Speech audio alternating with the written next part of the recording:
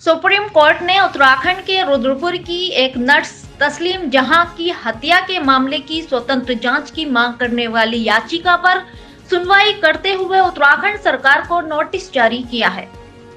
इसके साथ ही कोर्ट ने लापता लड़कियों और कामकाजी महिलाओं की शिकायतों की जांच के लिए दिशा निर्देश देने की मांग पर सभी राज्यों को भी नोटिस जारी किया है। आपको याद होगा कि 30 जुलाई 2024 की शाम नर्स तस्लीम जहां रुद्रपुर के निजी अस्पताल से ड्यूटी कर उत्तराखंड बॉर्डर से सटे अपने घर वसुंधरा कॉलोनी की तरफ जा रही थी।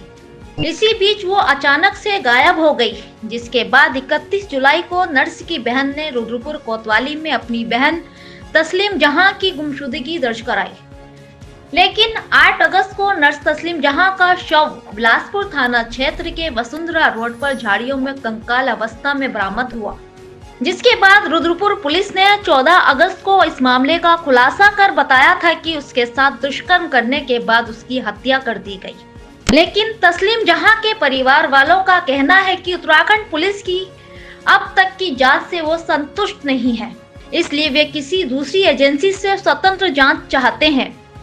जिसके बाद से ही इस घटना को लेकर रुद्रपुर सहित पूरे उत्तराखंड में युवाओं और सामाजिक संगठनों ने लगातार आंदोलन जारी किया हुआ है।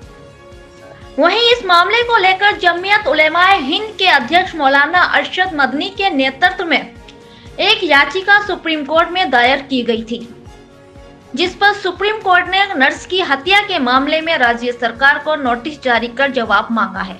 इस पर जमीयत उलेमाए हिंद के अध्यक्ष मौलाना अरशद मदनी ने कहा कि यह दुखद है कि तस्लीम जहां को न्याय दिलाने के लिए अदालत का दरवाजा खटखटाना पड़ा। हालांकि कलकत्ता में हुई घटना बेहद दुखद और क्रूरतापूर्ण है।